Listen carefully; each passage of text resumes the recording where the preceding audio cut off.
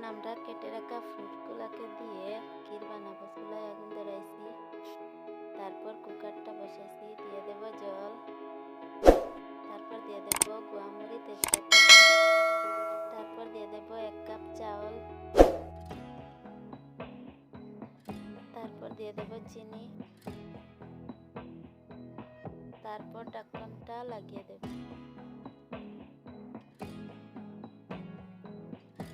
3 city হয়ে গেছে। এখন আমরা চালটা নামিয়ে একটা হাঁড়িতে বসাইছি, তারপর দিয়ে দেব ফ্রুটগুলোকে।